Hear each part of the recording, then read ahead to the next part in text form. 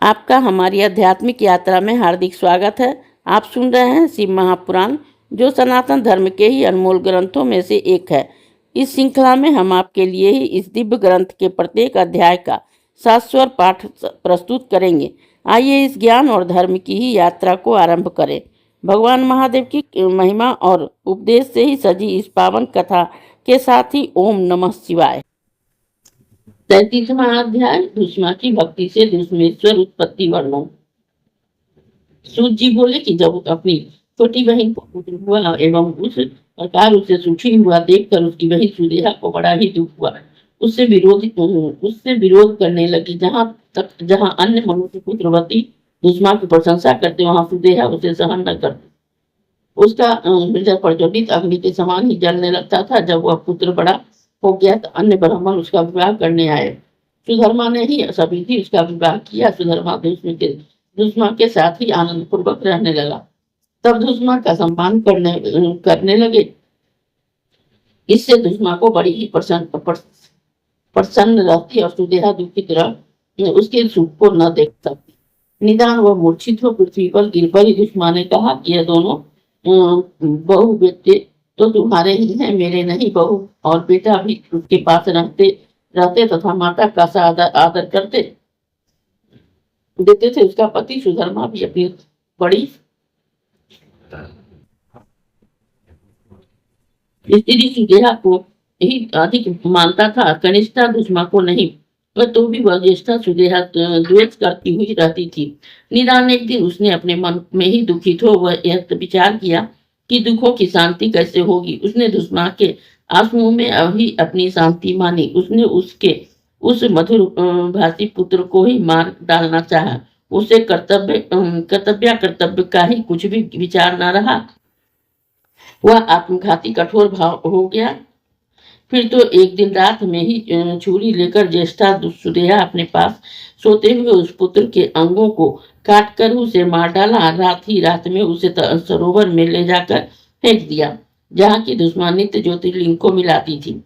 जब सुदेहा उसे वहां फेंक कर आई तब नित्य कर्म में लगी तो इधर उधर प्रातः काल होने पर पुत्र की बहू ने सोकर उठी तो अपने पति को खाट को खून से सनी हुई देखकर धार मार के रोने लगी।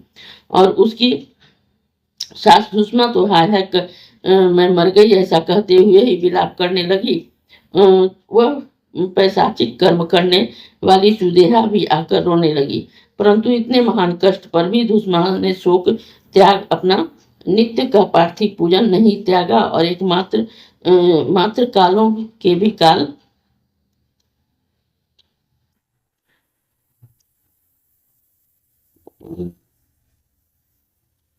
और सत्पुरुषों की गति वाले प्रभु ईश्वर शंभु का ही भरोसा किया। उसने शिव तत्व को ही विचार कुछ भी दुख नहीं किया और पार्थिव लिंग के नामों का उच्चारण करते हुए सरोवर के तट पर पार्थिव विसर्जन करने गई।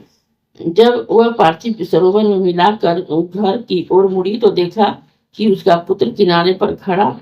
तब दुष्मा ने उसकी ओर देखा तो उसने कहा कि हे माता आओ, मैं तुमसे मिलूंगा। तुम्हारे पुण्य प्रताप से ही तथा सदाशिव भगवान की ही कृपा से मैं जिंदा हो गया हूँ। परंतु दुष्मा को इससे हर्ष शोक कुछ भी न हुआ। वह पूर्वत स्थिर रही।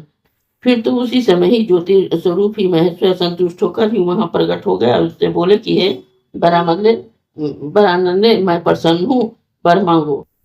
उस सुदेहा को ही उसका पुत्र का वध किया था, इससे मैं उसे अपने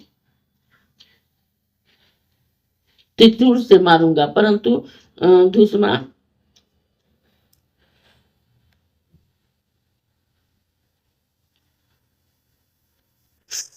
दुश्मन ने सिर झुकाकर हाथ जोड़कर शिव जी से प्रार्थना की कि हे स्वामी, सुदेहा मेरी बहन है, आप उसकी रक्षा कीजिए। शिव जी ने कहा कि नहीं, उसने तेरे अपकार किया है, वह मारने के योग्य है।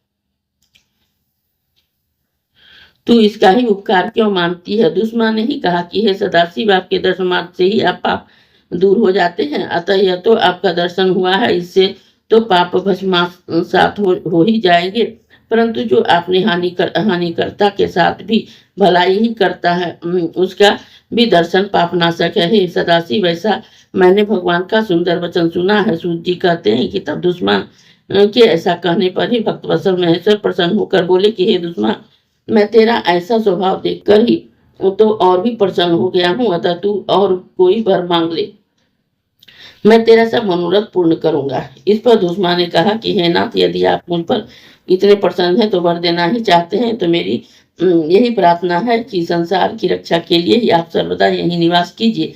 शिव जी एमस्तु अर्थात ऐसा ही होगा कहकर ही धुष्मेष नाम से अपने शुभ ज्योतिर्लिंग द्वारा ही वहां स्थित हो गए और कहा कि हे सुवर्त, 100 पीढ़ी तक ही ऐसी ही श्रेष्ठ पुत्र तेरे वंश में उत्पन्न होंगे, इससे संदेह नहीं है। फिर तो उसी समय वहां सुधर्मा और सुदेहा भी आए और तथा दुष्मा के साथ ही सबने मिलकर ही शिव जी के 100 परिक्रमा की।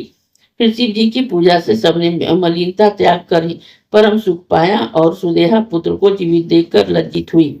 उसने दोनों से ही अपने पापों के लिए क्षमा मांगी, प्रायश्चित किया।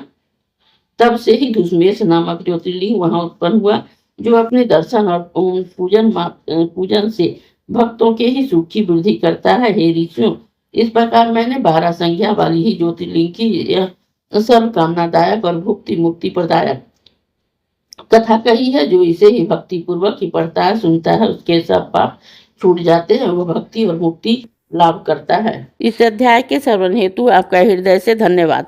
हम आशा करते हैं कि शिव महापुराण की यह दिव्य कथा आपको आध्यात्मिक शांति और गहन ज्ञान प्रदान कर रही होगी। कृपया अगले अध्याय के लिए हमारे साथ जुड़े रहें और अपने सुझाव एवं भावनाएं कमेंट के माध्यम से अवश्य साझा करें। धर्म, भक्ति और ज्ञान की इस पावन यात्रा में आपका साथ हमारे लिए अत्यंत मूल्यवान है। ओम नमः शिवाय। यदि यह प्रस्तुति आपको पसंद आई हो, लाइक करें, कमेंट करें, सब्सक्राइब जरूर करें, बेल आइकॉन दबाना ना भूलें ताकि अगला अध्याय आपसे छूटे नहीं। और इस पावन ज्ञान को ही शेयर करें अपने परिवार और मित्रों तक।